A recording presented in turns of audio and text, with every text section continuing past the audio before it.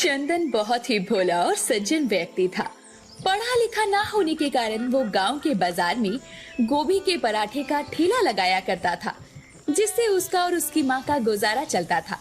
एक रोज वो बाजार में पराठे बना रहा होता है, तभी वहाँ एक औरत अपने बच्चे के साथ पराठे खाने आती है। भैया जरा एक प्लेट पराठे तो लगाना। हाँ हाँ बहन जी, अभी लगाता हूँ गरम गरम गोभी के पराठे। अरे वाह वाह वाह, पराठे तो बहुत स्वादिष्ट हैं। भैया जरा एक और पराठा तो देना।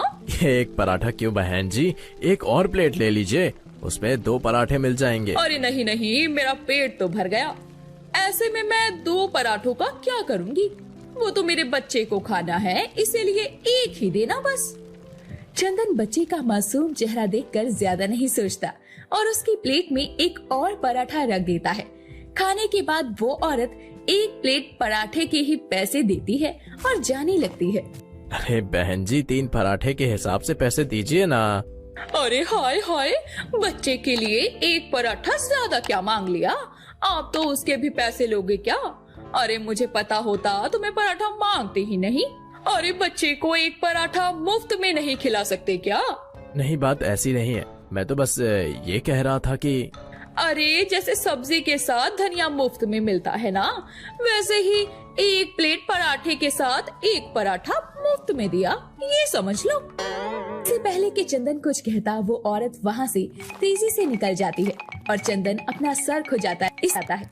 बेचारे चंदन को ऐसे ही कोई ना कोई बेवकूफ बनाकर ठग ही लिया करता और वो खड़ा खड़ा देखता ही रह जाता है, मानो जैसे उसे दुनियादारी की समझ ही ना हो। शाम को जब वो ठेला लेकर घर पहुंचता है तो चूल्हे पर खाना बना रही अपनी माँ को पूरे दिन का हाल सुनाता है। अरे क्या कहा? वो औरत पूरे पैसे देकर नहीं गई। हाँ माँ, और फिर मैंने भी सोचा कि कोई बात नहीं, वैसे भी वो पराठा उस मासूम बच्चे ने खाया था। नालायक, वो बच्चा तो उसी औरत का था ना। अरे ऐसे ग्राहक तुझे उल्लू बनाएंगे और तू बन जाएगा तो कैसे अच्छी कमाई करेगा नास पीटे। माँ, अब मैं उससे जबरदस्ती पैसे तो नहीं मांग सकता था ना। हे भगवान, क्या करूं मैं इस लड़के का? ना जाने कब इसे दुनियादारी की समझ आएगी। बेटा, हम लोग गरीब हैं, ठीक से पैसे नहीं कमाएंगे तो कैसे जरूरतों को पूरा करेंगे? तू ना अकल से काम लिया कर। रमा अपनी ओर से चंदन को उसकी भलाई के लिए अच्छे से समझाती है, लेकिन कम बुद्धि चंदन को आए दिन कोई ना कोई ठगता रहा करता, जिससे मेहनत करके गोभी के पराठे बनाने पर भी उसे कुछ ज्यादा फायदा नहीं होता।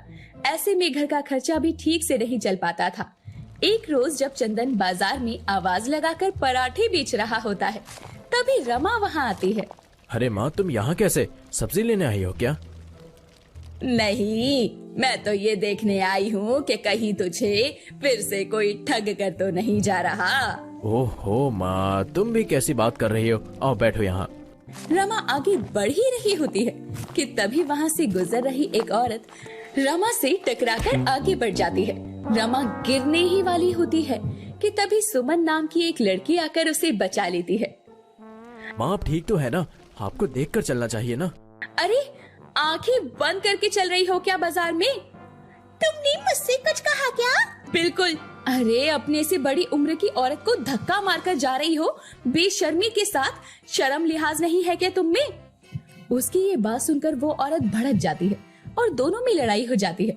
बाजार के सभी लोग देखने लगते हैं, तो वहीं अपने बेटे की जगह सुमन को अपने लिए लड़ते देखकर रमा को सुमन बहुत भा जाती है और कुछ ही दिनों में वो चंदन और सुमन की शादी करवाकर सुमन को अपनी बहू बना लेती है। एक रोज जब चंदन काम पर जा रहा होता है तो वो उसे रोकते हुए कहती है, अरे रुक, इतनी जल्दी में क्यों है? अब से बहू भी तेरे साथ बाजार जाएगी। सुमन, लेकिन क्यों माँ? क्यों मतलब? तेरी मदद करने के लिए जाएगी और पैसे का हिसाब भी अच्छे से रखेगी। क्यों बहू, रखेगी ना? हाँ हाँ माँ जी, क्यों नहीं, आप ठीक कह रही हो, चलिए जी। सुमन चंदन के साथ वहाँ से चली जाती है। दोनों पति पत्नी पराठे बनाकर तैयार करते हैं। पराठे खाओ, पराठे, गर्मा गर्म गोभी के पराठे, स्वादिष्ट गोभी के पराठे। आइए भाई साहब, अभी अभी सेके हैं गर्मा गर्म पराठे। नहीं नहीं, मुझे नहीं खाने पराठे तुम्हारे। मैं तो वो सामने वाले ठेले से हमेशा खाता हूँ, वहीं पे खाऊंगा। अरे सुनिए भाई साहब, अरे रुकिए तो। ए जी, उस पराठे वाले के यहाँ पर इतनी भीड़ क्यों लगती है? क्योंकि वो देसी घी में पराठे बनाता है। तुम तो जानती हो ना कि देसी घी कितना महंगा होता है सुमन, और हम गरीब कहाँ से उसे खरीद पाएंगे। अजी, माना कि हम गरीब हैं, देसी घी नहीं खरीद सकते, लेकिन उससे स्वादिष्ट पराठे तो बना सकते हैं ना। तो मैं क्या बेस्वाद पराठे बनाता हूँ? अरे मैंने ऐसा कब कहा? मैं तो बस ये कहना चाहती हूँ कि हमें कुछ ऐसा करना होगा जिससे हमारे पराठों की अच्छी बिक्री हो। पहले दिन ही सुमन फैसला कर लेती है कि वो पराठों की बिक्री बढ़ा कर रहेगी, जिसके लिए वो सबसे पहले फ्री स्कीम का इस्तेमाल करती है।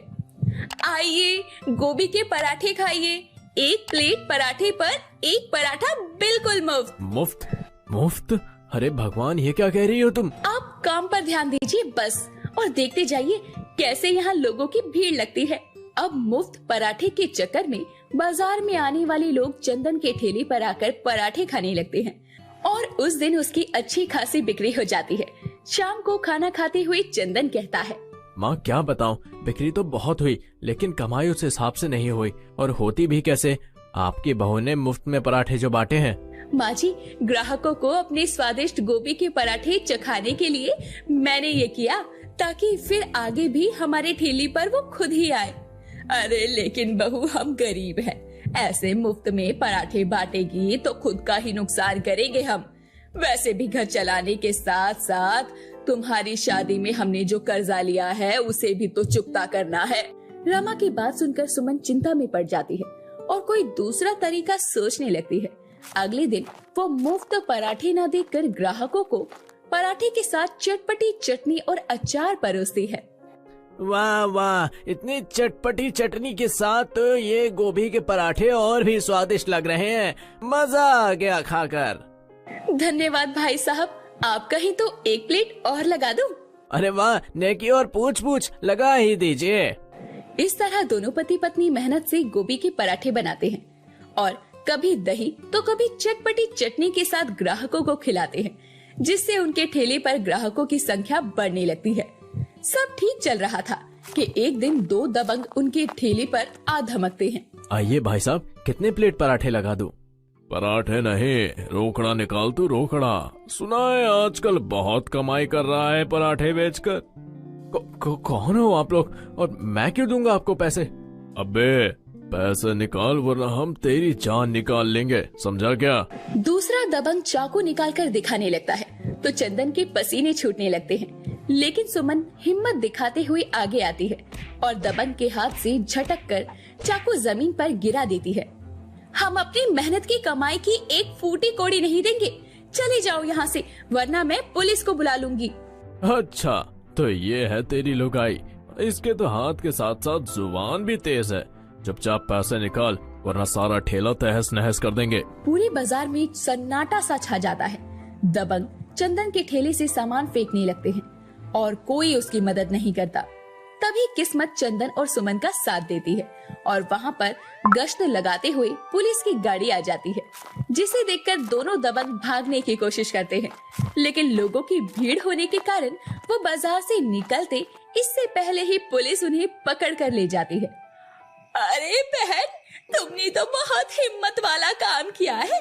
उन दबंगों के हाथ में चाकू देखकर भी तुम डरी नहीं। हम गरीब लोग सिर्फ भगवान से डरे तो ही अच्छा लगता है।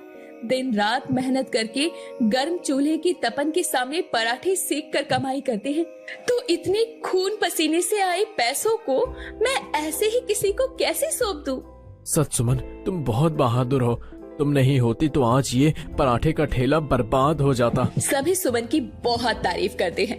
अब बीतते समय के साथ वो मेहनत से गोभी के पराठे बनाकर बेचती है और गरीब के गोभी के पराठे आसपास के गांव में बहुत चर्चित हो जाते हैं। इसीलिए कहते हैं कि मेहनत और बुद्धिमानी से किया गया काम सफलता जरूर देता है।